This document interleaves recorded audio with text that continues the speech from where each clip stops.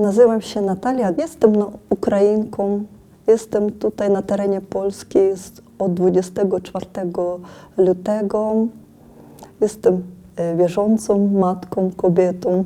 Urodziła się w rodzinie, w sumie można powiedzieć, niewierzącej. Byłam tylko ochrzczona.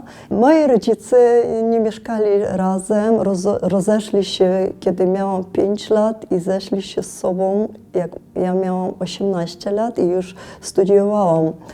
Moja mama była bardzo ponieważ wychowywała nas sama, nie?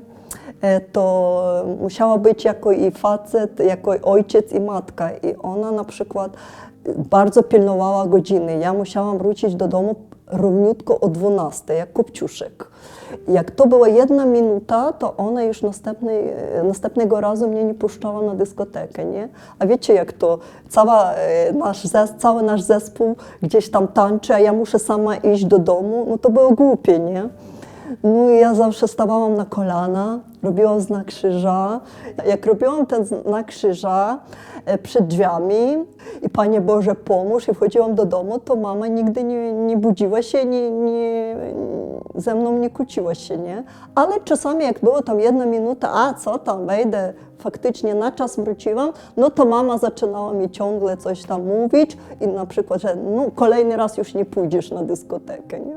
I w taki sposób jako dziecko sobie doświadczyłam, Pan Bóg jest. I ja sobie wtedy już zauważyłam, co coś takiego jest, że to Pan Bóg to nie jest puste miejsce, jakiś wymysł, nie? Chociaż nam w szkole wychowawczynia mówiła, Boga nie ma, bo Gagarin obleciał cały świat i nie zobaczył gdzieś tam w kosmosie Pana Jezusa, nie? Cały czas nam w szkole mówiono, że nie ma Boga, a się okazuje, ja takim prostym jakby ćwiczeniem zauważyła, że i udowodniła, że Pan Bóg jest, nie? Swoją przygodę z Panem Jezusem zaczęłam około 23 lat temu, kiedy Pan Jezus sam znalazł mnie i wszedł nagle w moje życie. Na ten moment byłam porzuconą kobietą z 2-letnim dzieckiem, z dużym smutkiem, rozszarpanym sercem i ogromną dziurą w duszy. Pan sam znalazł mnie, przyszedł i powiedział, że kocha mnie. Stało się to w sposób taki, że byłam na rekolekcjach po raz pierwszy w swoim życiu. Szkoła Życia Chrześcijańskiego u nas w Krasiłowie, miejscowości na Ukrainie. I podczas uwielbienia zobaczyłam masę ludzi, którzy bardzo cieszyli się, tańczyli, uwielbiali, ręce wszyscy podniosli w górę i nagle pomyślałam, co oni mają takiego, czego nie mam ja. Odczułam zazdrość i taki przerażający smutek. Zerkałam na różne strony i po prostu nagle w jednym momencie sobie na głos powiedziałam: Jezu, chcę być taką samą szczęśliwą. Chcę, żeby przyszedł do mnie i zmienił moje całe życie.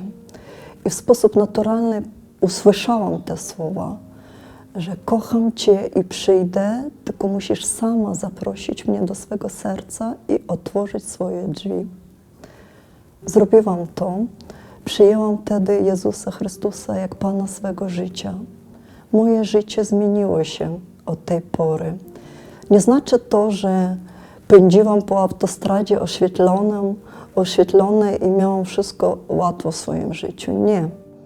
Miałam dużo trudnych sytuacji, urodziłam jeszcze 3 dzieci i moje życie nie było do końca łatwe, ale zawsze wiedziałam, że Pan Bóg jest ze mną, że mam kogoś, w kim mam nadzieję, w kim mam szczęście, do kogo przychodzę ze swoimi problemami i kto mi poradzi. Akurat ten ostatni rok pokazał mi, że ciągle jest ze mną, ciągle mi pomaga i wspiera mnie. Nie dałabym rady bez Niego. Zamieszkując w innym kraju, z innym systemem edukacyjnym, z innym społeczeństwem, innymi tradycjami, po prostu to jest moja twierdza, mój pokój w sercu i moja nadzieja. Cieszę się, że kiedyś mnie znalazł. Dzięki mojemu nawróceniu moi rodzice też przyszli do kościoła. W wieku 60 lat przystąpili do pierwszej komunii i wzięli ślub, z czego bardzo się cieszę i dziękuję Panu Bogu za to.